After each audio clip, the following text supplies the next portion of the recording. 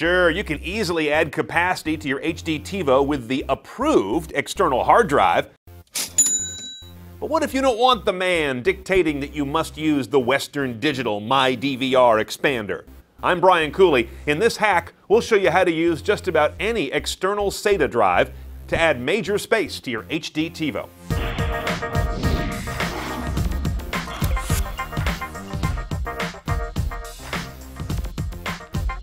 Now, first thing I want you to do is take your TiVo, disconnect it from your television, and disconnect it from power. Then you're going to remove the screws on the back. It's a Torx driver that does that. Torx is this little funny star-shaped bit that looks like a Phillips that has too many little flanges on it. T10 is the size. Now, when you're opening up anything like this, it isn't just the fact that it's not plugged in, but the fact that it has capacitors that make it dangerous. So don't touch any of these power caps.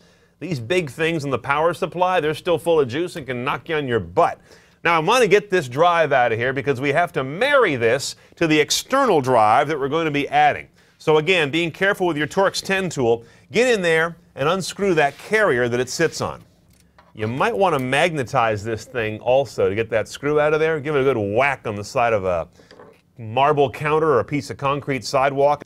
And here's your combo SATA connector, which is both power on the left, data on the back. That whole thing comes off of there like so. And there's your drive. You can leave this little sled that it lives on attached to it. Now, the next thing to do is to take your external SATA drive and take the bare drive out of the case. I'm taking off these lids, and as you can see, I'm going to void the warranty. Bear that in mind. So there goes that. And now I'm going to crack the case on this side as well. And again, it'll vary with every drive that you use. But that's going to be how I get to my bare drive.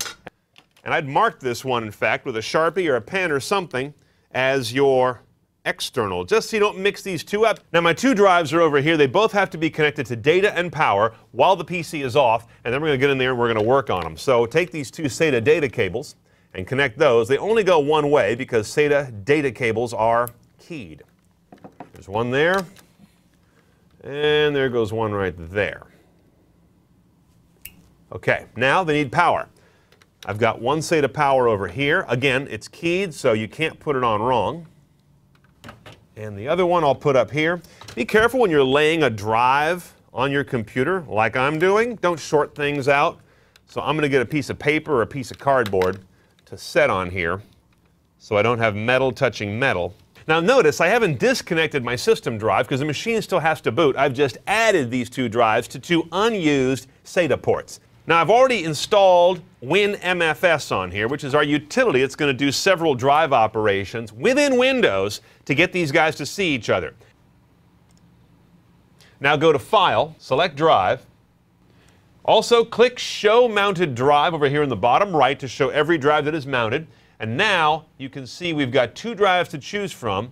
What I want to do here is go to the first drive and make sure it says that the A drive is my TiVo drive. It says right there, Format TiVo. Good. And check the capacity. It should match what's on the drive. And I look over there and I see that it does. Now down here in the B drive, select that because that says you're going to be adding a drive to the system, which in this case is going to be our 750 gig that does not say it's TiVo formatted.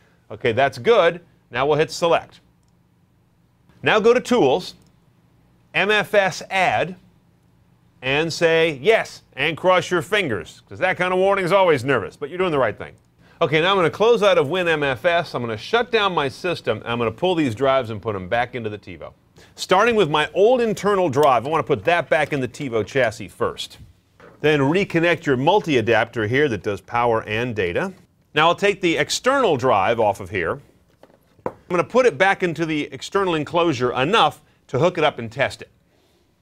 Okay, now we're booting up our TiVo with everything connected and powered up. When it's done, you'll go to your settings screen, you'll see all the specs there, and you'll see the new added capacity of the two drives. We had 160 in there, we just added 750. You don't get the full capacity because there's formatting losses in there, but still, we're somewhere in the vicinity of 900 gig on this guy. That's an enormous jump for an inexpensive external drive edition, and what, maybe an hour of our time? Here's a note though, you've got to keep this external drive powered up and connected forever to this TiVo or you'll lose any new recordings made since the upgrade, so be aware of that. Okay, that's how you're going to hack your TiVo to add just about any external eSATA drive you want. Do it for a very efficient price and just a little bit of elbow grease. Hope you enjoyed it. Go do it to yours.